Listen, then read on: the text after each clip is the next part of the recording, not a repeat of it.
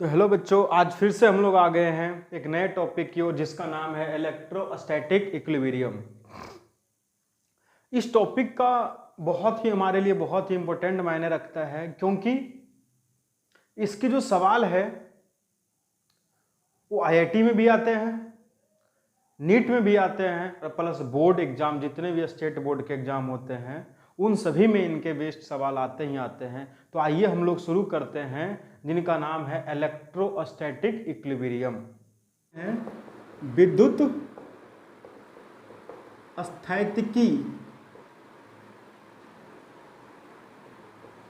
स्थैतिकी साम्य अवस्था, ये है आपका टॉपिक। तो इक्विलिब्रियम का मतलब क्या होता है बाबू, पहले इसको समझते हैं। इक्विलिब्रियम का मतलब होता है कि अगर किसी बॉडी पे लगने वाला सभी फोर्सेज का मान अगर जीरो होगा, उस पे जितने भी तरह के फोर्सेज लग रहे हैं अगर सभी फोर्सेज का मान जीरो होगा तो उसको बोलेंगे इक्विलिब्रियम में है। इस टॉपिक में अगर हम लोग बात करेंगे कि इक्विलिब्रियम के लिए, तो एफ नेट का मतलब क्या हो गया कि किसी भी मान ले दो या दो से अधिक सिस्टम वाला चार्ज है, मतलब दो से अधिक सिस्टम का अगर चार्जेज होगा, मतलब दो या दो से अधिक चार्जेज का अगर कोई सिस्टम होता है तो किसी एक पे लगने वाला फोर्स या किसी सभी पे लगने वाला सब कहेगा इक्विलिब्रियम है। तो इसका मतलब उस पे लगने वाला नेट इलेक्ट्रोस्टैटिक फोर्स का मान क्या होना चाहिए, जीरो होना चाहिए। तो कहलाएगा कि किसमें है, इलेक्ट्रोस्टैटिक इक्विलिब्रियम कहलाएगा। इक्विलिब्रियम बाबू तीन तरह का होता है। इक्विलिब्रियम कितने तरह का होता है, तो तीन तरह का होता है। एक को बोलते हैं अस्टेबल इक्विलिब्रियम, दूसरे को बोलते हैं बाबू अनस्टेबल इक्विलिब्रियम, एक तीसरा जो होता है जिसको हम लोग बोलते हैं न्यूट्रल इक्विलिब्रियम। तो ये तीनों का हम लोग डिफाइन देखेंगे और तीनों टर्म को समझेंगे क्या कहता है। तो अस्टेबल इक्विलिब्रियम के मतलब क्या होता है,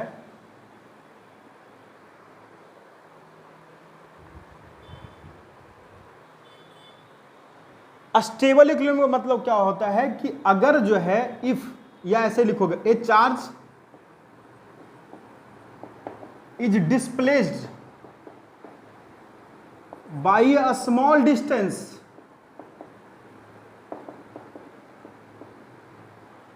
अगर किसी चार्ज को स्मॉल डिस्टेंस से डिस्प्लेस करें, if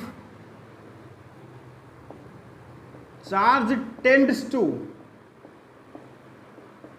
regain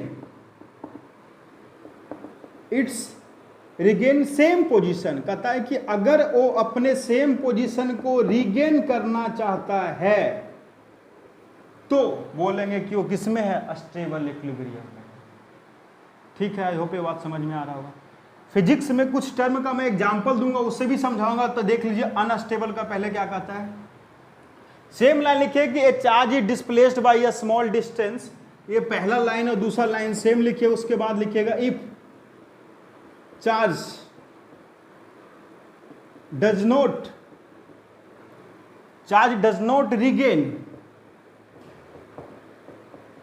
its regain same position, कहता है कि अगर जो है, अगर चार्ज पे डिस्प्लेसमेंट, छोटा सा डिस्प्लेसमेंट दिया जाए, अगर वो चार्ज जो है अपने वापस सेम पोजीशन को रीगेन अगर नहीं करता है तो उसको बोलेंगे कि वो कौन सा है, अनस्टेबल इक्विलिब्रियम है। अगर न्यूट्रल की बात करेंगे तो सेम यही लाइन बोलेंगे कि if charge is displaced by a small distance, तो ये पहला दूसरा पॉइंट सेम लिखिएगा। उसके बाद क्या कंडीशन बोलिए कि if charge obtain a new equilibrium position, कहता है कि ये भी इक्विलिब्रियम में ही है, मतलब ये भी जो है अगर हमने डिस्प्लेस किया, जैसे मैं एग्जांपल अगर समझाऊं आपको, इस तरह का एग्जांपल दे करके मैं अगर समझाऊं, यहाँ पे मैं पार्टिकल का एग्जांपल ले रहा हूं कि मान लें यहाँ पे कोई बॉडी यहाँ पे है, एक यहाँ पे रखा हुआ है और एक यहाँ पे रखा हुआ है, तीन अलग अलग पॉइंट पे रखा हुआ है। तो ये अगर इस पॉइंट पे आप थोड़ा सा डिस्प्लेसमेंट करोगे तो वापस अपनी पोजीशन में आ जाएगा। तो ये केस जो होगा स्टेबल का होगा। अगर मैं इसकी बात करूंगा तो यहाँ पर से अगर अभी तो है रेस्ट पे है, तो मतलब नेट फोर्स का मान जीरो है। इस पे आपने थोड़ा सा इसको धक्का दे दिया, थोड़ा सा फोर्स लगाया, तो बॉडी जो है वापस अपने पोजीशन पे नहीं आता है। इस केस में क्या होता है, अगर आपने इसको यहाँ से मान लो ऐसे पुश किया, यहाँ पे पुश करके आपने यहाँ पे लाया, तो यहाँ पे लाने के बावजूद अगेन जो है एक इसमें है अगेन वो जो है वो इक्विलिब्रियम पोजीशन में, लेकिन वो पोजीशन जो है पहले वाला सेम पोजीशन नहीं बल्कि नया पोजीशन का इक्विलिब्रियम का लिया हुआ है, तो ये कहलाएगा हमारा न्यूट्रल इक्विलिब्रियम। तो आई होप ये बात आपको समझ में आ गया होगा। और ही बात करते हैं कि जो भी पार्टिकल जो है, जो भी चार्ज पार्टिकल स्टेबल इक्विलिब्रियम में होगा वो सभी पार्टिकल क्या परफॉर्म करेगा, तो वो सभी पार्टिकल एसएचएम परफॉर्म करने वाले। एसएचएम को बोलते हैं बाबू सिंपल हार्मोनिक मोशन। जितने भी पार्टिकल जो होगा वो स्टेबल इक्विलिब्रियम में होगा, वो सभी छोटा सा डिस्प्लेसमेंट अगर देते हैं तो एसएचएम परफॉर्म करेगा। तो आइए पे बात को आपको समझना जरूरी है कि क्योंकि आपको एसएचएम का टाइम पीरियड पूछेगा, तो एसएचएम का टाइम पीरियड बराबर होता है किसका, तो 2π√m/k के बराबर होता है। आई होप ये बातों को आप समझ में आ गया होगा। ये फॉर्मूला लगाएंगे और जो भी पार्टिकल एसएचएम करेगा, जो भी चार्ज पार्टिकल स्टेबल इक्विलिब्रियम में होगा, वो सभी पार्टिकल एसएचएम परफॉर्म करेगा। अगर एसएचएम वो परफॉर्म करता है तो उसका टाइम पीरियड जो है टी का मान किसके बराबर होगा, तो 2π√m/k के बराबर होगा। आई होप ये बातों को आप समझ में आएंगे। अनस्टेबल इक्विलिब्रियम की बात करेंगे तो यहाँ पे मैंने बताया है कि बॉडी जो है सेम पोजीशन में वापस नहीं आता है तो अनस्टेबल कहलाएगा। ऐसे ही न्यूट्रल की भी मैंने आपको समझा दिया है कि अगर आप चार्ज को डिस्प्लेस करते हैं तो चार्ज यहाँ से डिस्प्लेस किया, यहाँ ले गए, तो यहाँ पे लाने के बावजूद भी जो यहाँ पे इक्विलिब्रियम में है तो यहाँ पे ले गए, वहाँ पे भी इक्विलिब्रियम में होगा। तो इसके बेस हम लोग कुछ जो है कॉन्सेप्ट को देखते हैं। अब चार्ज का कॉन्सेप्ट है तो हम लोग चार्ज का ही एग्जाम्पल लेंगे। तो आइए हम लोग इसके कुछ एग्जाम्पल को देखते हैं, इसके बाद इसको बनाते हैं कि क्या कहता है। कुछ एग्जाम्पल बनाएंगे। तो आइए बच्चों हम लोग स्टेबल और अनस्टेबल के कुछ एग्जाम्पल को देखते हैं। आपके पीछे बहुत कुछ लिखा हुआ दिख रहा होगा, डिजिटल बोर्ड नहीं है, लेकिन बस इस कॉन्सेप्ट को समझिए क्योंकि इसको ऐसे भी बता दे तो आपको टाइम लगता ही लगता है। मैं यहाँ भी बता दूंगा सही वैल्यू लिखा हुआ है ताकि आपको समय कम लगे, इसलिए मैं ऐसा किया हूँ। पहला केस में देखिए बाबू कि ये तीनों चार्ज, तो ये दोनों चार्ज और इसके बीच में जो चार्ज रखा हुआ है, अगेन ये दोनों चार्ज और इसके बीच में जो चार्ज रखा हुआ है, उन सभी का साइन सेम है। दूसरे केस में ये दोनों चार्ज का साइन सेम है और जो बीच वाला चार्ज है उसका साइन अपोजिट है। मतलब बोल सकते हैं कि हमें बीच वाला चार्ज का जो साइन है वो इन दोनों चार्ज के अपोजिट है और यहाँ पे बीच वाले चार्ज का जो साइन है वो इन दोनों के जैसा है, सेम है। ठीक है, तो इस केस को जब देखते हैं दोनों केस का कॉन्सेप्ट सेम होगा। तो दोनों को देखते हैं कि भाई अगर इस चार्ज को हम डिस्प्लेसमेंट एक्स एक्सिस के लॉन्ग करें तो क्या होता है, ऐसे ही इसी केस को अगर हम लोग इस चार्ज क्यू को अगर डिस्प्लेसमेंट करें वाई एक्सिस के लॉन्ग तो क्या होता है। देखिए ध्यान से, यहाँ पे मान लेते हैं सेंटर पे था तो ये वाला डिस्टेंस एल हो गया, ये वाली डिस्टेंस कितना हो गया, एल हो गया बाबू। अब ए था, पहले बोला कि इक्विलिब्रियम में, इक्विलिब्रियम में आने का मतलब कि ए जो है इस सी पे फोर्स रिपल्सन के कारण इधर लगाने वाला है और बी भी इसको फोर्स इधर डायरेक्शन में लगाने वाला है, तो इसका नाम दिया मैंने FCA और इसका नाम दिया FCB। ठीक है, अब देखिए ध्यान से बाबू कि इस चार्ज को मैंने पहले सी से उठा करके इस पॉइंट पे लाया है। पहले यहाँ पे था, अब यहाँ पे मैंने कितना लाया, x डिस्टेंस डिस्प्लेस कर दिया है। तो जब x डिस्टेंस यहाँ पे डिस्प्लेस करेंगे तो अगेन हम देखते हैं कि FCB और FCA के मान में क्या चेंजिंग हुआ होगा। तो कहता क्या है बाबू कि अगर हमने इसको x डिस्प्लेस किया तो ये वाला के बीच का डिस्टेंस कितना हो जाएगा, L-x। ये पॉइंट और इस पॉइंट के बीच का डिस्टेंस कितना हो जाएगा, ये पॉइंट कौन सा है बाबू, तो ये पॉइंट है C। तो C अगेन पहले C यहाँ पे था, अब मैंने बोला कि यहाँ पे है, इस पॉइंट पे है, मतलब यहाँ पे अब आ गया इस पॉइंट पे, तो ये वाला डिस्टेंस कितना हो जाएगा, L+x हो जाएगा। तो दोनों फोर्स का मैग्नीट्यूड पहले हम निकाल लेते हैं। पहले दोनों फोर्स का मैग्नीट्यूड सेम था क्योंकि डिस्टेंस सेम है और चार्ज भी सेम है, तो मैग्नीट्यूड स्वाभाविक है सेम रहने वाला है।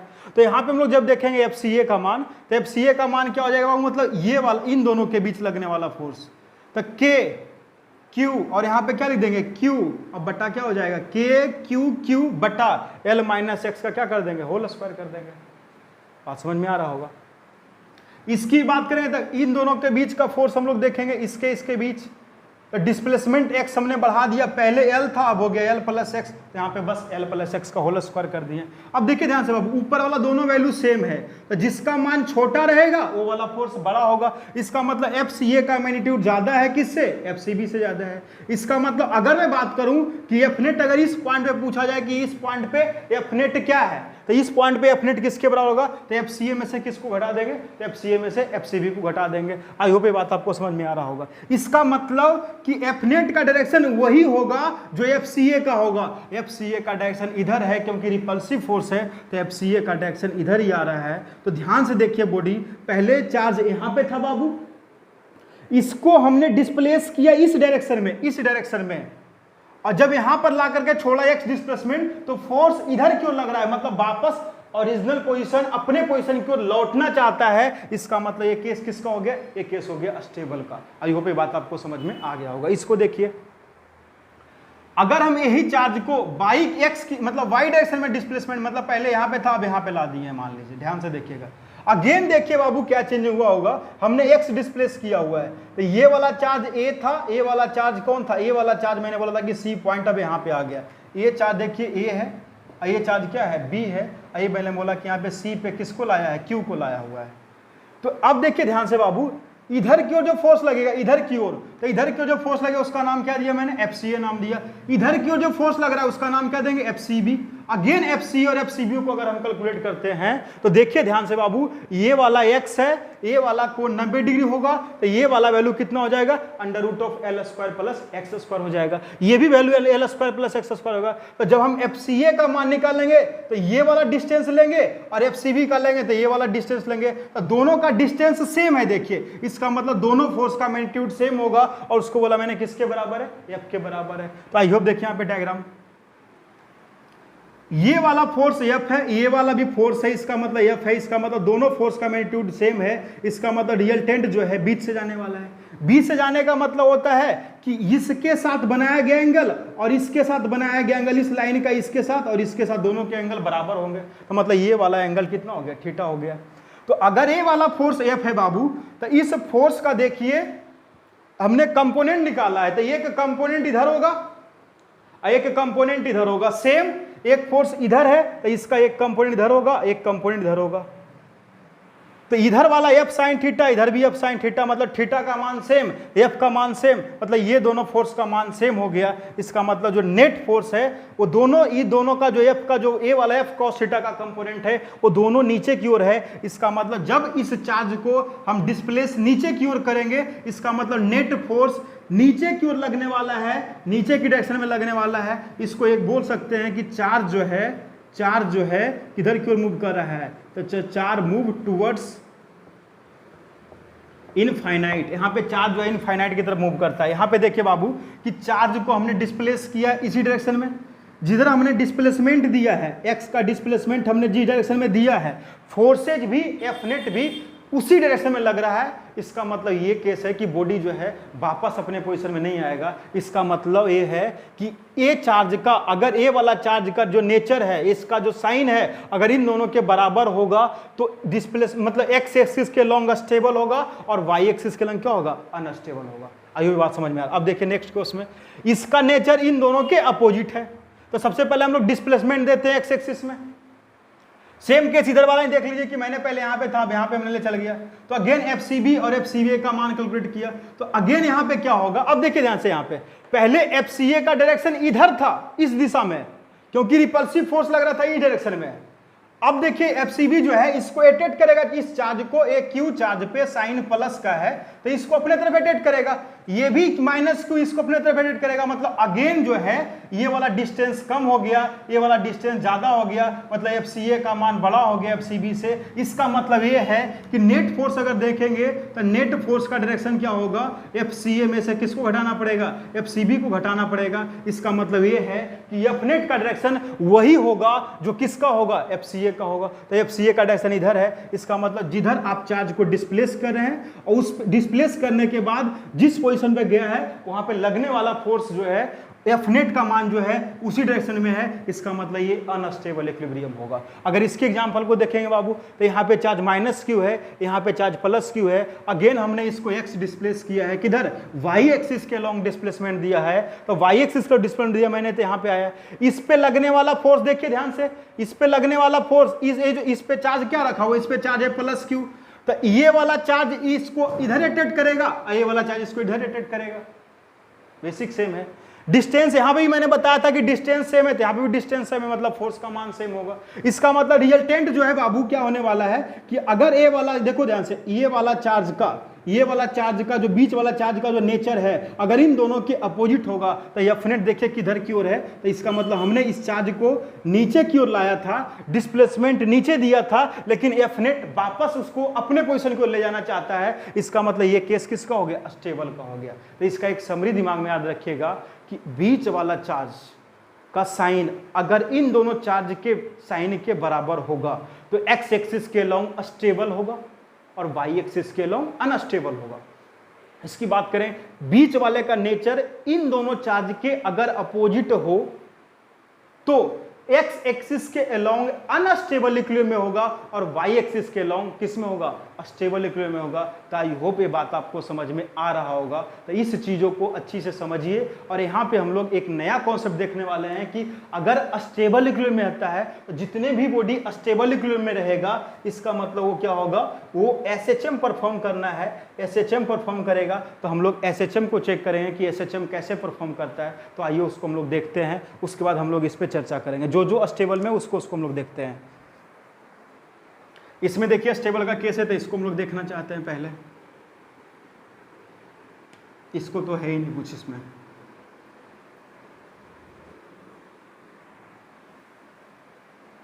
ध्यान से देखिएगा बाबू, यहाँ पे अगर मैं बाबू यहाँ पे एफ नेट कैलकुलेट करूँ, एफ नेट, तो एफ नेट का मान क्या हो जाएगा? क्या बताया था मैंने? एफ सी ए में से किसको घटाना है? एफ सी बी को घटाना है।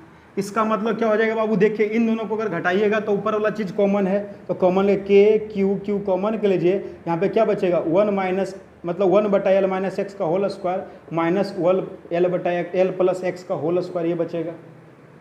ठीक है, यहाँ पे क्या हो जाएगा बाबू? के क्यू, इसको जब एलसीएम लीजिएगा नीचे इन दोनों का, तो इन दोनों गुना में आ जाएगा।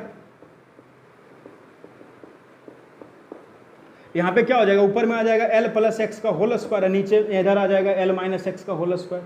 जब आप इसको कैलकुलेट करोगे तो एफ नेट का मान क्या आ जाएगा बाबू? के क्यू, यहाँ पे जब गुना कीजिएगा तो किसके बराबर होगा? 4lx के बराबर होगा, क्योंकि a प्लस बी का होल स्क्वायर और a माइनस बी का होल स्क्वायर किसके होता है? 4ab के बराबर होता है। और नीचे में क्या बचेगा बाबू? तो इसको भी 2 बार लिखेंगे, इसको भी 2 बार लिखेंगे, तो क्या बन जाएगा? l square minus x square का क्या हो जाएगा? होल स्क्वायर हो जाएगा। यहाँ पे एक केस ले लेते हैं कि मान लेते हैं कि L का मान जो है x से बहुत बड़ा, मतलब डिस्प्लेसमेंट बहुत छोटे के लिए वैलिड है। एसएचएम जो परफॉर्म करेगा वो छोटे डिस्प्लेसमेंट के लिए संभव होगा, बड़े डिस्प्लेसमेंट के लिए संभव नहीं है। इसका मतलब एफ नेट का मान जो हो जाएगा, क्या हो जाएगा बाबू? तो के क्यू, यहाँ पे क्या हो जाएगा? 4lx डिवाइड बाई क्या हो जाएगा? l की पावर 4 हो जाएगा, क्योंकि ये 0 मान लेंगे इसको, तो l की पावर 4 हो गया, एक l मर गया। तो देखिए ध्यान से, एफ नेट का मान किसके बराबर आ रहा है बाबू? तो के क्यू और साथ में क्या आ रहा है? 4 भी आ रहा है और साथ में x आ रहा है और बटा क्या आ रहा है? l की पावर 3 आ रहा है। देख लीजिए ध्यान से कि यहाँ जो एफ नेट है वो किसके बराबर है? तो x के एफ नेट जो है वो x का डिस्प्लेसमेंट, एफ नेट का डायरेक्शन देखिएगा क्या कहता है बाबू कि एफ नेट यहाँ पे क्या लग रहा है? एफ नेट इधर की ओर, एफ नेट जो यहाँ पे लग रहा था वो एफ नेट का डायरेक्शन जो है इस तरफ था और डिस्प्लेसमेंट इधर था। इसका मतलब एसएचएम का केस होता है कि फोर्स जो है डायरेक्टली प्रोपोर्शनल होता है किसका? डिस्प्लेसमेंट का होता है, डायरेक्टली प्रोपोर्शनल होता है। तो आई होप ये बात आपको समझ में आ गया होगा। तो ठीक है, आइए हम लोग इसको देखते हैं। अगर यहाँ पे आपको पूछ सकता है बाबू, टाइम पीरियड ही पूछ सकता है। टाइम पीरियड अगर पूछता है बाबू तो टाइम पीरियड का आपको फॉर्मूला याद रखिएगा एसएचएम के लिए, क्या होता है? 2 pi under root of m by K. इसको कंपेयर कर दीजिएगा, किससे कंपेयर कीजिएगा? f बराबर माइनस के एक्स। माइनस को हटा देता हूं मैं अभी यहाँ पे, तो इसका मतलब f बराबर के एक्स के साथ कंपेयर कीजिएगा। माइनस साइन ये बताता है बाबू कि जिधर फोर्स लगेगा डिस्प्लेसमेंट उसके अपोजिट डायरेक्शन में हो रहा होगा, ये साइन आपको बता रहा है। तो यहाँ से अगर इसको कंपेयर कीजिएगा इन दोनों को, तो के का मान देखिए ए वाला है, ए वाला वैल्यू पूरा के है, तो क्या हो जाएगा वैल्यू टाइम पीरियड का? तो 2 pi of under root M हो जाएगा ये वैल्यू बाबू। यहाँ पे एल क्यू है, ये ऊपर चला जाएगा और नीचे में क्या आ जाएगा? 4 के क्यू और साथ में क्यू हो जाएगा। आई होप ये बात आपको समझ में आ गया होगा। जब भी एसएचएम करेगा तो आपको टाइम पीरियड ही पूछ सकता है, तो टाइम पीरियड का हमने फॉर्मूला आपके लिए बना दिया। तो आइए हम लोग एक नेक्स्ट इसको देख लेते हैं, इसमें भी देख लेते हैं टाइम पीरियड किसके बराबर होगा।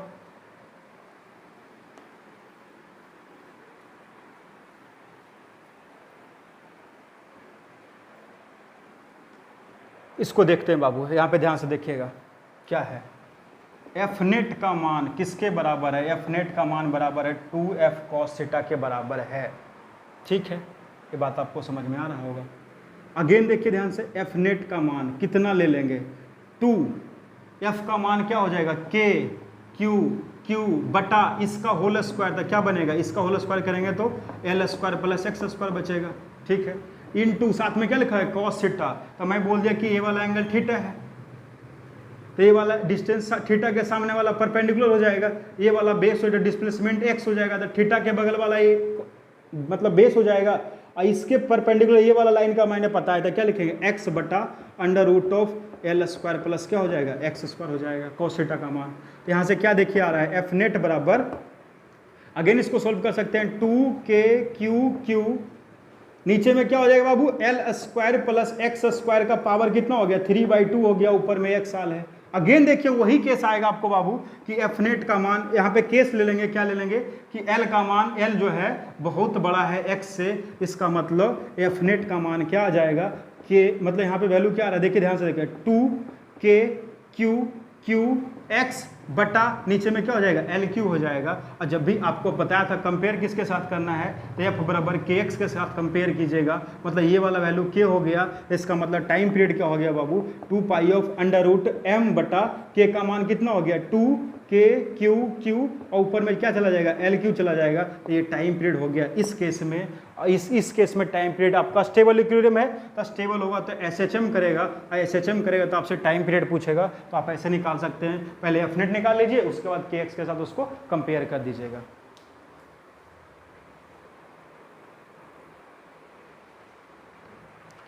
तो आइए हम लोग इक्विलिब्रियम के बेस्ड दो सवाल देखते हैं। एक नीट 1984 का क्वेश्चन है, पहले पीएमटी के नाम से होता था, इसको पीएमटी भी बोल सकते हैं, पीएमटी में पूछा गया है, केरला पीएमटी का है। क्वेश्चन क्या कहता है बाबू, कहता है कि 3 चार्ज ले रखा है +4q और ये -q ले रखा है, सभी का पोजीशन दिया हुआ है, ए ओरिजिन पे रखा हुआ है, ए 0 पे रखा हुआ है, 2 0 मतलब एक्स एक्सिस के लॉन्ग रखा हुआ है। ऐसे एक क्वेश्चन में ये चीज दिया हुआ है कि ये अगर ऐसा रखा हुआ है तो इनमें से कौन सा ऑप्शन ट्रू होगा और कौन सा ऑप्शन फॉल्स होगा, इसमें से एक ऑप्शन जो होगा करेक्ट होगा। तो इसको देखते हैं बाबू, अगर मैं इसकी बात करूंगा तो अभी अगर ये ऐसे रखा हुआ है, अभी ये ऐसा अगर रखा हुआ है तो ये बोल सकते हैं कि सभी चार्जेज इक्विलिब्रियम में, तभी तो ऐसा रखा हुआ है। क्यों, क्योंकि मैं इसके पहले भी ये कहा था, अगर मैं यहाँ पे देखूंगा, हर जगह पे फोर्स आप देखिएगा, इस पॉइंट पे देखोगे तो ये वाला इसको इधर देखो अटैक करेगा, ये वाला इसको इधर अटैक करेगा। ठीक है, इस पे अगर बात करेंगे बाबू तो ये वाला चार्ज इसको इधर की ओर रिपेल करेगा, ये वाला चार्ज जो है इसको इधर की ओर अटैक करेगा। तो ये वाला बीच का डिस्टेंस ज्यादा है, ये वाला डिस्टेंस क्या है, बड़ा है, बहुत बड़ा है। इसका मतलब अभी तो बोल सकते हैं कि बाबू ये जो है, अभी देखिए ध्यान से समझिएगा कि इक्विलिब्रियम में तो सभी रखा हुआ है, उसके बाद ऑप्शन के हिसाब से सोचिएगा, कह रहा है कि -q is in stable equilibrium. Stable equilibrium का मतलब ये होता है कि वहां से अगर डिस्प्लेस करें, तो यहाँ पे हम लोग डिस्प्लेसमेंट x के अलोंग ही कर रहे हैं, तो अगर मैं x के अलोंग करता हूं तो मैंने आपको केस बताया था कि अगर इधर वाला चार्ज प्लस का, इधर वाला चार्ज प्लस का होगा तो इक्विलिब्रियम में होगा, लेकिन y एक्सिस के अलोंग होगा, ना कि x एक्सिस के अलोंग होगा। तो ये भी बोल सकते हैं कि अगर मैं बात करूं कि x एक्सिस के अलोंग, तो ये वाला ऑप्शन नहीं हो सकता है। अगर इसकी बात करें कि all the charges are in stable equilibrium, तो नहीं हो सकता, क्योंकि -q तो x एक्सिस के अलोंग है, स्टेबल है। तो एक चार्ज अगर कहता है ऑल द चार्जेज, नहीं, एक ही चार्ज मैंने -q बता दिया कि x एक्सिस के अलोंग क्या है, अनस्टेबल है। इसमें बात करेंगे all the charges are in unstable equilibrium, तो ऐसा हो सकता है कि जैसे ही मैं इसको इधर शिफ्ट करूंगा तो ये चार्जेज इधर की ओर आ जाएंगे, ऐसे ही इसको भी मैं अगर इधर की ओर शिफ्ट करूंगा तो ये वाला फोर्स का वैल्यू जो है बाबू क्या हो जाएगा, ये वाला फोर्स का वैल्यू, अगर मैं आपको बात करूं, अगर सिंपल से ही सवाल करोगे तो अगर आप कैलकुलेट करके देख लोगे कि ये वाला फोर्सेज, अगर मैं इसको x इधर दे दूं, ये x मतलब इस चार्ज को मैं इधर शिफ्ट कर दूं, तो ये वाला फोर्स देखिए, ये वाला बीच का डिस्टेंस बढ़ गया, ये वाला डिस्टेंस और बड़ा हो गया। इसका मतलब ये जो है सभी चार्जेज जो है इक्विलिब्रियम में नहीं है, ये बोल सकते हैं कि सभी जो है अनस्टेबल इक्विलिब्रियम में है। यहाँ पे कौन सा हो जाएगा, ऑप्शन नंबर सी हो जाएगा। ये लिखा हुआ none of the charges is in equilibrium, तो कहता है इनमें से कोई भी चार्जेज इक्विलिब्रियम नहीं, इक्विलिब्रियम में है, इक्विलिब्रियम में है, लेकिन स्टेबल और अस्टेबल की बात करेंगे तो एक भी चार्जेज जो है अनस्टेबल, सभी चार्जेज जो है अनस्टेबल इक्विलिब्रियम में है। इसके सवाल को देखते हैं बाबू, ये देखिए IIT बोल सकते हैं, AIEEE के नाम से पहले एग्जाम होता है, 1984 में पूछा गया सवाल है। सवाल क्या था, कहता है दो चार्जेज था, दोनों का मैग्नीट्यूड दिया हुआ है -q, यहाँ पे भी दिया हुआ है क्या -q। उसके बाद कहता है कि 1.2a, 0 पर एक +q चार्ज को रेस्ट से रिलीज किया गया, मतलब विरामावस्था से उसको छोड़ा गया है। तो कहता है छोड़ने के बाद क्या होगा। तो स्वाभाविक है बाबू, मैंने आपको शायद ये बताया था, अच्छा बताया था आपको कि ये वाला चार्ज माइनस का, ये वाला चार्ज माइनस का, इसका नेचर अलग है। इसका मतलब ये वाला चार्ज को मैं अगर यहाँ से छोड़ूंगा तो ये इधर की ओर आएगा। अरे इधर की ओर आने वाला है कि नहीं आने वाला है। तो अस्टेबल का मतलब होता है कि अपनी वापस पोजीशन में आना चाहिए। तो वापस देखिए यहाँ पे अगर मैं छोड़ता हूं बाबू, तो ऐसा करेगा कि ये चार्ज जितना से मैंने इधर छोड़ा है तो ये डिस्प्लेसमेंट इधर देगा, फिर वापस यहाँ पे तो जाएगा। तो सभी बच्चे सोच रहे अच्छा ए sir execute SHM about origin, लेकिन जिसने भी ये सोचोगे ये आपका जवाब क्या होने वाला है, गलत हो। तो सही क्या जवाब होगा सर, तो सही जवाब ये होगा कि कहता है कि SHM जो होता है बाबू, SHM केवल स्मॉल डिस्टेंस के लिए वैलिड है। जब आपको मैं बता रहा था तो मैं केस बता रहा था कि L का मान बहुत बड़ा है x से, लेकिन इस केस में देखिए बाबू कि L का मान मान लेते ये वाला लेंथ a है, ये वाला भी लेंथ a है, तो ये वाला लेंथ कितना दिया बाबू 2a दिया हुआ है। इसका मतलब ये डिस्टेंस बहुत बड़ा हो जाता है, और बहुत बड़ा डिस्प्लेसमेंट अगर होता है तो इसका मतलब ये बोल सकते हैं कि वो पार्टिकल जो है स्टेबल इक्विलिब्रियम नहीं होगा, SHM परफॉर्म नहीं करेगा। तो इसके लिए ऑप्शन नंबर कौन सा आ जाएगा, ऑप्शन नंबर डी सही होगा। तो आई होप ये बात आपको समझ में आ गया होगा, मजा आ रहा होगा।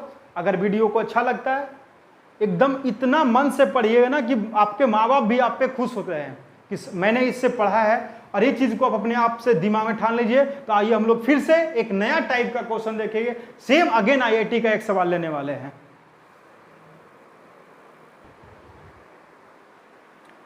तो देखिए हम लोग दो सवाल ले रहे हैं, और ये भी इक्विलिब्रियम के बेस्ड ही सवाल है बाबू।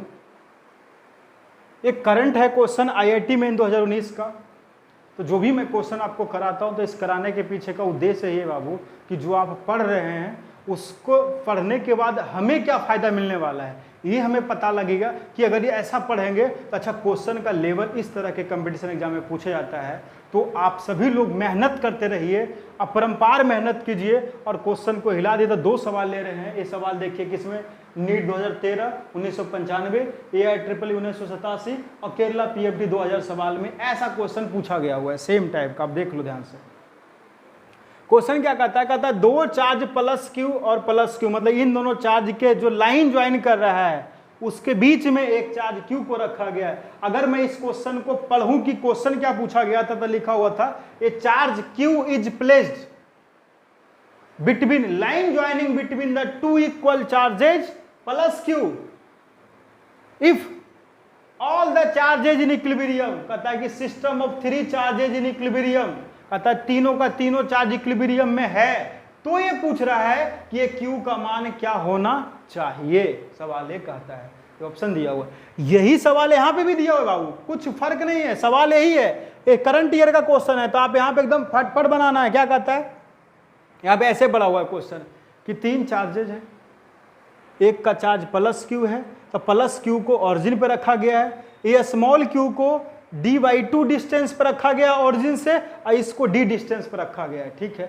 यहाँ पे क्या कहता है कि if the net force at q, मतलब कहता है q पर लगने वाला नेट फोर्स का मान 0 है तो q का मान क्या होगा। सेम क्वेश्चन है, ऑप्शन भी सेम है बाबू, तो इसको बनाने का तरीका भी क्या होगा, सेम होगा।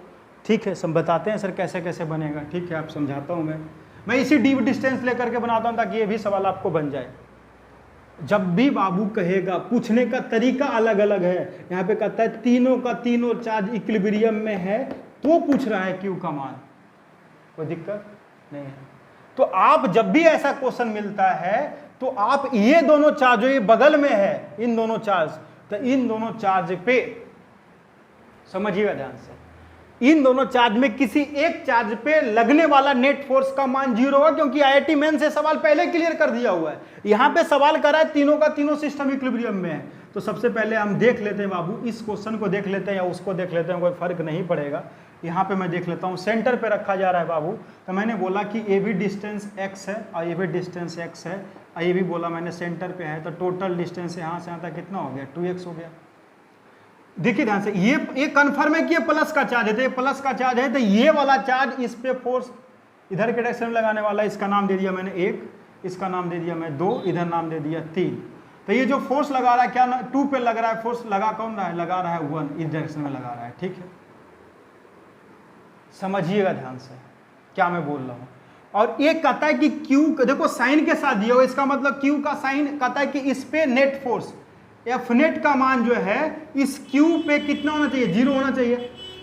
तो 0 होने का मतलब है कि इसके बगल में जो भी चार्जेज ले रहे हैं, या तो इसके बाद भी 0 से कर सकते हैं या तो इसके बाद भी 0 कर सकते हैं, बीच में आप 0 नहीं कीजिएगा, नहीं तो क्वेश्चन आपसे नहीं बन पाएगा।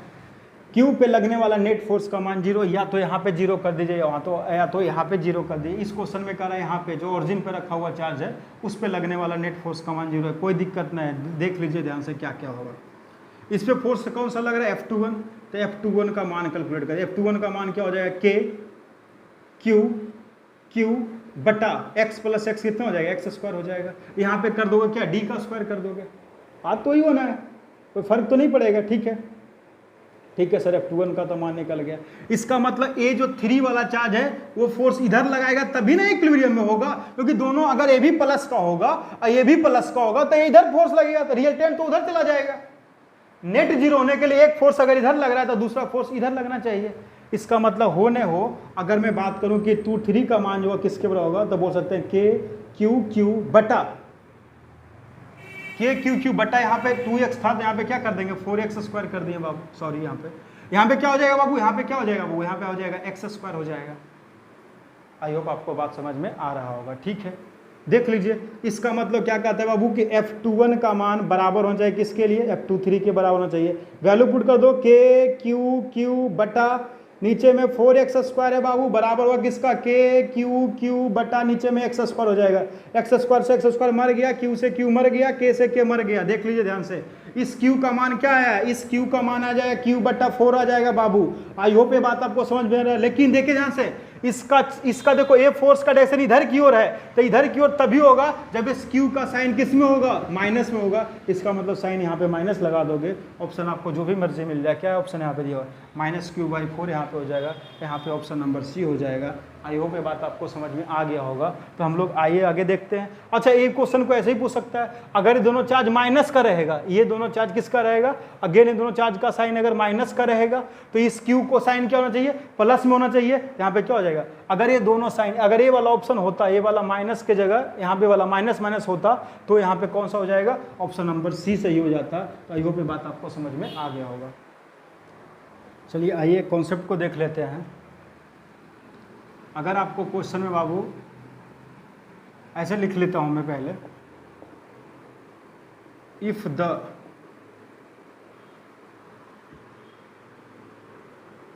Magnitude of each charge on the vertices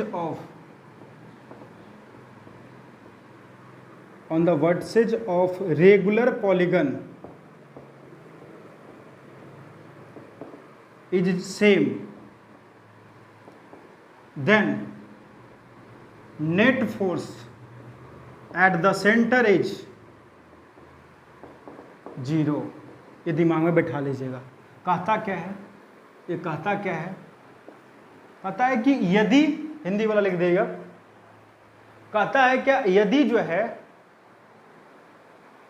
समान साइड वाले, समान भुजा वाले बहुभुज के सभी वर्टेक्स पे चार्ज का मान अगर सेम होता है तो उसके सेंटर पे लगने वाला नेट फोर्स का मान 0 होगा। इसका मतलब ध्यान से देख लीजिए कि ये वाला चार्ज Q का है, ये भी चार्ज Q का है, ये भी चार्ज Q का है, तो इसके सेंटर मतलब जहाँ पे मीडियन बाइसेक्ट करता है, तो मीडियन बाइसेक्ट मतलब सेंट्रॉइड हो गया, तो सेंट्रॉइड के पॉइंट पे अगर कोई चार्ज Q रख देंगे तो इस पे लगने वाला नेट फोर्स का मान क्या हो जाएगा, 0 हो जाएगा। ऐसे ही मैं स्क्वायर की बात करूंगा बाबू, अगर स्क्वायर की बात करूंगा तो ये भी चार्ज Q, ये भी चार्ज Q, ये भी चार्ज Q, ये भी चार्ज Q, तो दोनों का जो ज्वाइन करेगा डायगोनल, तो इसके बीच में अगर मैं कोई Q चार्ज को ला करके रखता हूँ, तो अगर चारों वर्टेक्स पे चार्ज या तो प्लस का रहे या तो प्लस का रहे, या तो सब प्लस का रहे, या तो सब माइनस का रहे। या तो क्या होगा कि सभी प्लस माइनस का रहे, यहाँ पे भी ऐसे ही केस होगा, या तो सब प्लस का रहे या तो सभी माइनस का रहे। तो सेंटर पे लगने वाला नेट फोर्स का मान क्या होता है? 0 होता है। आई होप ये बात आपको समझ में आ गया होगा। तो आइए हम लोग इसके बेस जो है, मतलब इसके बेस नहीं कर सकते, इससे थोड़ा सा डिफरेंट एक टाइप का क्वेश्चन देखते हैं। उसके बाद मैं इस कॉन्सेप्ट को देखूंगा और इस कॉन्सेप्ट को मैं करूंगा भी कि क्या यूज होता है नहीं होता है। तो आइए हम इसको समझाना चाहते हैं क्या कहना चाहता है। तो देखिए ध्यान से,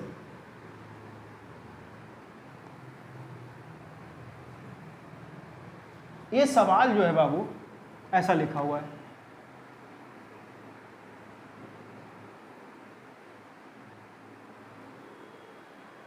ए वाला चार्ज Q है, ए वाला भी चार्ज Q है, ए वाला भी चार्ज Q है, ए वाला भी चार्ज Q है। स्क्वायर दिया हुआ तो ए साइड ए, ठीक है।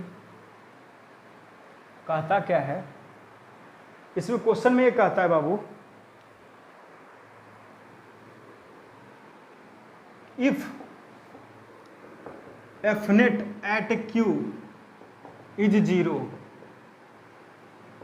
इसका मतलब इस Q पे लगने वाला नेट फोर्स का मान 0 हो, देन मतलब देन रेशियो पूछ रहा है। रेशियो किसका? तो Q बटा Q का रेशियो पूछ रहा है। ये सवाल जो है किसका किसका है बाबू? तो ये सवाल जो पूछा हुआ है, ये सवाल पूछा हुआ है AIEEE 2019, AIEEE 2009, जो अभी में IIT के नाम से एग्जाम होता है वो। और ये सवाल पूछा गया था PMT में भी सवाल है, पूछा गया है। PMT में कब पूछा गया था? PMT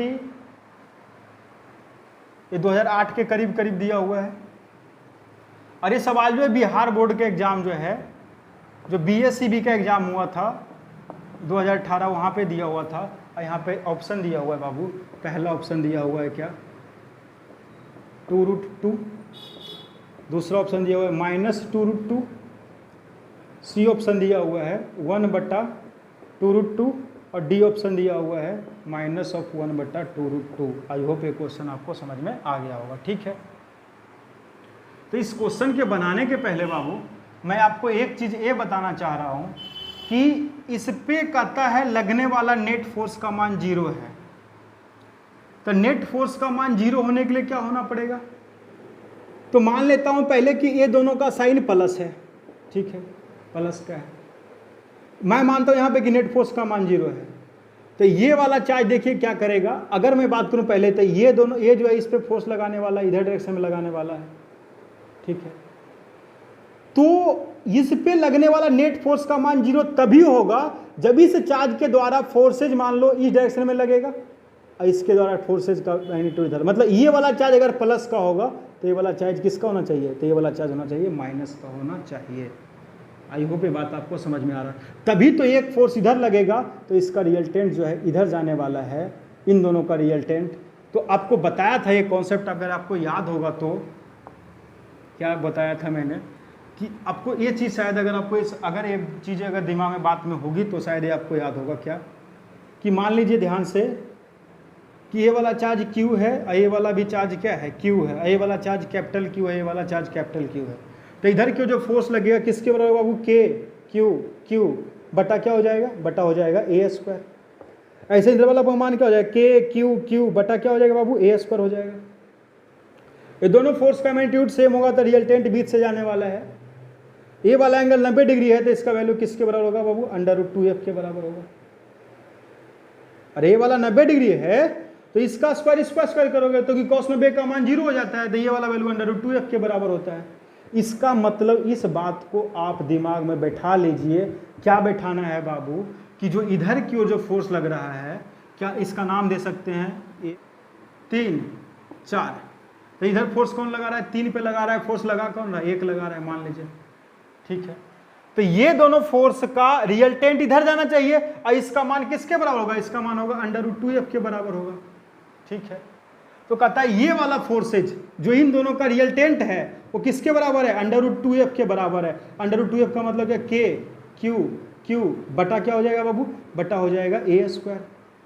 ये किसके बराबर होगा? तो इन दोनों के बीच लगने वाले फोर्स के बराबर होगा। तो इन दोनों फोर्स का क्या हो जाएगा? क्यू बटा इन दोनों के बीच का डिस्टेंस क्या होता है, अंडर रूट 2 ये होता है, तो ये कितना हो जाएगा 2a² हो जाएगा। ये 2 से 2 मर गया, देखिए a² से, ये k से k भी मर गया, q से भी q मर गया, तो छोटा q से भी q मर गया। तो यहाँ पे कौन सा चार्ज है बाबू, यहाँ पे चार्ज है कैपिटल Q। तो कैपिटल Q का मान देखिए किसके बराबर, कैपिटल Q का मान किसके बराबर होगा, इधर गुना हो जाएगा, तो ये क्या हो जाएगा 2√2 और साथ में क्या आ रहा है q आ रहा है। आपको किसका मान पूछ रहा है, रेशियो पूछ रहा है, q बटा q का रेशियो कितना आ रहा है 2√2 आ रहा है। ध्यान से समझिएगा कि इस q का साइन का भी बात कर रहा है कि देखो कि साइन के साथ दिया हुआ है चीजें, तो अगर ये साइन के साथ दिया होगा बाबू तो इसका मतलब ये ध्यान होगा कि ये वाला फोर्स अगर इधर लगेगा तो ये वाला फोर्स इधर लगेगा। तो वो चीज़ों को आई होप ये बातों को आप समझ में आ रहा होगा। इसका मतलब यहाँ पे क्या होना पड़ेगा, q बटा q का मान क्या होना चाहिए, -2√2 के बराबर होना चाहिए, क्योंकि +2√2 में भी होगा और -2√2 भी है। तो अगर +2√2 की बात करें, क्योंकि ये साइन आपको प्लस और माइनस के साथ दिया हुआ है, तो q बटा q का रेशियो क्या होना चाहिए -2√2, क्योंकि ये वाला साइन अगर प्लस का होगा, ये वाला साइन अगर प्लस का होता है बाबू, तो ये वाला साइन इसको किसका होना चाहिए, माइनस का होना चाहिए। ये अगर माइनस का होता है तो ये किसको होना पड़ेगा, प्लस का होना पड़ेगा, तभी वहाँ पे लगने वाला नेट फोर्स का मान 0 होगा। तो आई होप ये बात आपको समझ में आ रहा होगा, ये क्वेश्चन भी आपको समझ में आ गया होगा। ठीक है, नेक्स्ट क्वेश्चन देख लेते हैं, नेक्स्ट टाइप का प्रॉब्लम देखते हैं क्या कहता है। अगेन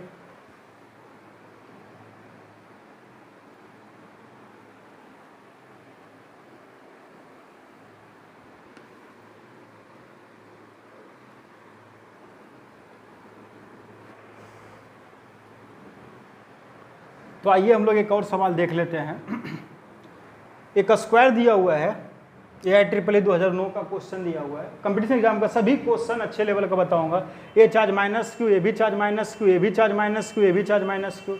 क्वेश्चन दिया हुआ है क्या, if the system of charge in equilibrium, कहता है ये जो है, ये जो आवेश का निकाय जो है, मतलब बोल सकते हैं क्या लिखा हुआ है, ये जो आवेश का निकाय जो है किस में है, तो आवेश का निकाय संतुलन में है, इक्विलिब्रियम में है, संतुलन में है। तो Q का मान पूछ रहा है कि इस Q का मान क्या होना चाहिए इस सभी को इक्विलिब्रियम में होने के लिए। तो आई होप ये बात आपको समझ में आ रहा होगा। देख लीजिए ध्यान से, यहाँ पे क्या बताया था आपको, अगर आपको याद होगा तो, अगर ये सभी चार्ज का मैग्नीट्यूड सेम रहे, चाहे प्लस का रहे चाहे माइनस का, मैं माइनस लिख बनाता हूँ, ये भी -q, ये भी -q, ये भी -q, ये भी -q, तो इस पे लगने वाला नेट फोर्स किधर के हो बाबू, ये देखो, ये वाला चार्ज इसको इधर की ओर फोर्स लगाएगा, ये वाला चार्ज इसको इधर की ओर फोर्स लगाएगा। तो इन दोनों का रिजल्टेंट भी इसी डायरेक्शन में आने वाला है, और दोनों का ये वाला देखिए, ये वाला चार्ज का डिस्टेंस और मैग्नीट्यूड दोनों सेम है, तो इसका मतलब ये वाला भी F होगा, ये वाला भी F होगा। अगर दोनों के बीच का एंगल 90 डिग्री होगा तो ये वाला वैल्यू किसके बराबर होगा, √2F के बराबर होगा। ठीक है, ये भी चार्ज माइनस का है तो ये भी फोर्सेज इसी डायरेक्शन में लगाएगा, सेम इसी डायरेक्शन में लगाएगा फोर्सेज। तो अगर मैं कहता है कि पूरे सिस्टम इक्विलिब्रियम में है तो किसी एक के पास आप क्या कर दोगे, चार्जेज का मान 0 कर दोगे। तो मैंने यहाँ पे चार्ज का मान 0 कर दिया, इस पॉइंट पे लगने वाला चार्ज का मान क्या कर दिया मैंने, 0 कर दिया है। तो 0 कर दिया तो ये सभी वर्टेक्स मिल करके इस पे फोर्स कितना लगा रहा है बाबू, तो ये वाला फोर्सेज का रिजल्टेंट इसी में आ गया। तो लिख सकते हैं क्या हो जाएगा वैल्यू, तो वैल्यू यहाँ पे लिख सकते हैं क्या क्या है, √2F, F का मान यदि क्या लिखिए KQ² बटा क्या हो जाएगा A² हो जाएगा, प्लस इन दोनों के बीच का फोर्स अगर निकालेंगे तो क्या हो जाएगा KQ² बटा 2A² हो जाएगा। ठीक है, इसको कॉमन कर लीजिए, कॉमन कीजिए क्या कॉमन कीजिएगा, KQ² बटा A² कॉमन कीजिएगा तो यहाँ पे क्या आएगा, यहाँ पे √2 आएगा, यहाँ पे क्या बचेगा 1/2 बचेगा। ये टोटल Fnet निकालना है, Fnet का मान ये, ठीक है, Fnet का मान निकल गया सर।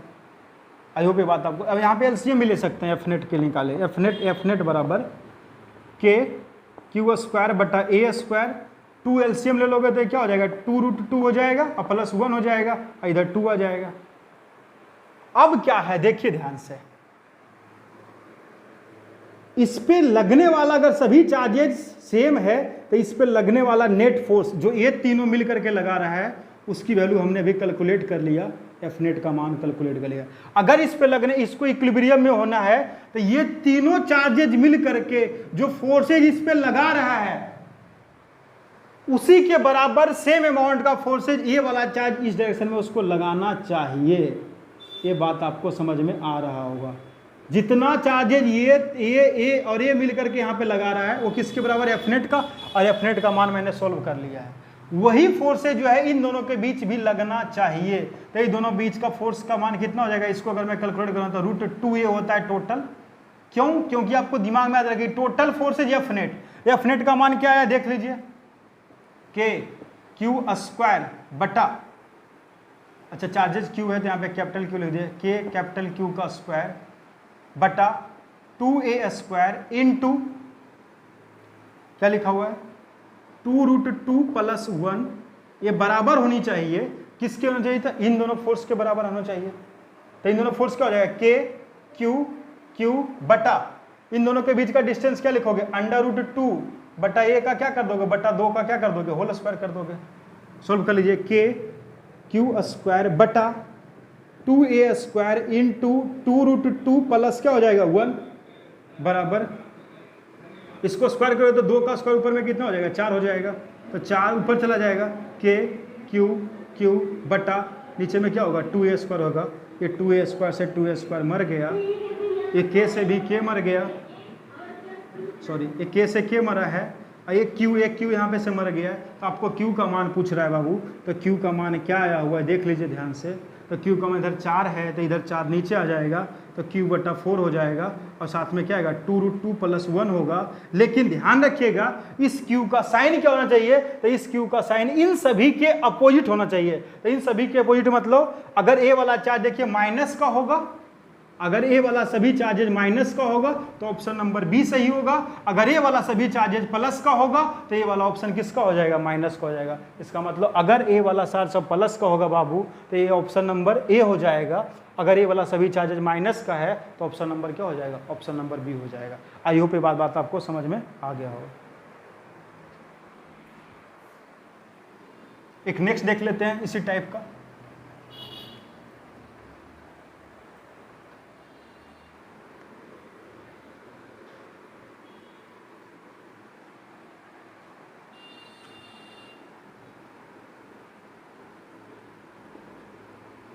नेक्स्ट क्वेश्चन देख लीजिए, मान लो प्लस का रहे चाहे माइनस का रहे, ऑप्शन देख मतलब यही क्वेश्चन लिखा हुआ है।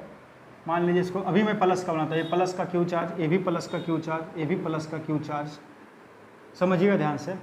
उसका कहता है जहाँ पे तीनों मीडियन मिलता है ये वाला, उस पर चार्ज रखा हुआ है, मान लो एक चार्ज रखा हुआ है Q, कहता है इस पूरे सिस्टम को इक्विलिब्रियम में होना है। तो इस पूरे सिस्टम को इक्विलिब्रियम में होना है मतलब निकाय संतुलन में होना है। तो अगेन पूछ रहा है कि Q का मान क्या होगा, तो Q का मान मैं लिख देता हूँ ऑप्शन नंबर ए, ऐसे ही option number B, option number C और ऑप्शन नंबर डी। क्या क्या ऑप्शन होगा, तो ऑप्शन में लिख लेता हूँ, बता देता हूँ क्या क्या है।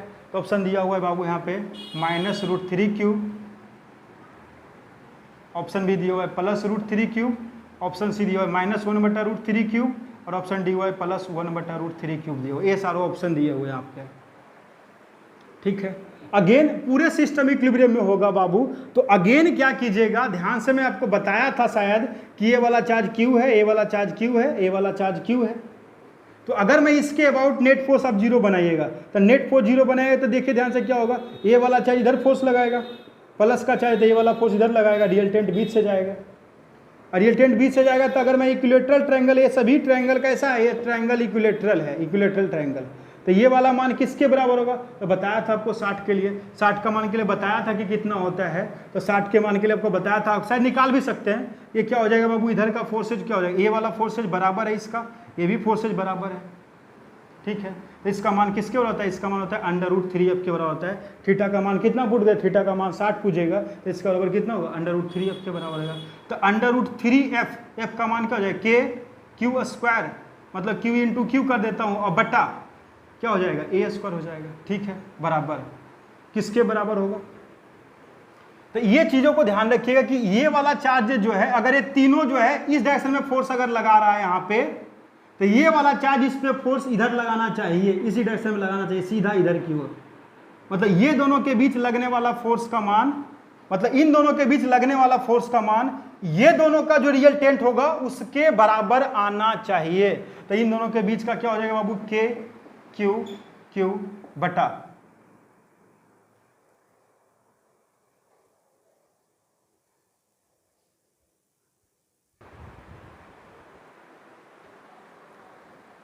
अब देखिए इन दोनों के बीच का डिस्टेंस कितना होता है बाबू, तो इन दोनों के बीच का डिस्टेंस याद रखिएगा a बटा √3 होता है। तो इसकी वैल्यू कितना होगा, a बटा √3 का क्या कर देंगे, होल स्क्वायर कर देंगे। तो क्या हो जाएगा बाबू, √3 के क्यू क्यू बटा क्या हो जाएगा a स्क्वायर, ऊपर में चला जाएगा क्या, ये 3 ऊपर चला जाएगा, तो 3 ऊपर चला जाएगा तो क्या बनेगा बाबू, के क्यू क्यू बटा क्या हो जाएगा a स्क्वायर से a स्क्वायर कैंसिल हो गया, यहाँ पे भी कैपिटल क्यू है तो ये क्यू मर गया, ये के भी के मर गया। इसका मतलब क्या बचा बाबू, तो देखिए क्यू का मान किसके बराबर आ रहा है, तो क्यू का मान आ रहा है √3 और साथ में क्या लिखा हुआ है क्यू बटा 3। रेशनलाइज कर दोगे, √3 से ऊपर नीचे मल्टीप्लाई कर दोगे, ये दोनों मिल करके इसको काट देगा तो क्यू का मान किसका हो जाएगा, क्यू बटा √3 के बराबर हो जाएगा। और साइन क्या होगा, तो इन दोनों का चार्ज अगर प्लस का होगा तो बीच वाला साइन किसका होगा, तो बीच वाला साइन माइनस का होगा, तो माइनस का होगा। इसका मतलब क्यू का मान कौन सा हो जाएगा, ऑप्शन नंबर सी हो जाएगा। अगर ए वाला चार्ज माइनस का होगा तो बीच वाला ए वाला चार्ज किसका होना पड़ेगा, प्लस का होना पड़ेगा। आई होप ये बात आपको समझ में आ रहा होगा। तो आइए हम आपसे विदा लेते हैं और इस चैनल को लाइक कर दीजिएगा, शेयर कर दीजिएगा और सब्सक्राइब कर दीजिएगा। अगर अच्छा लगता है तो सबको फैला दीजिएगा।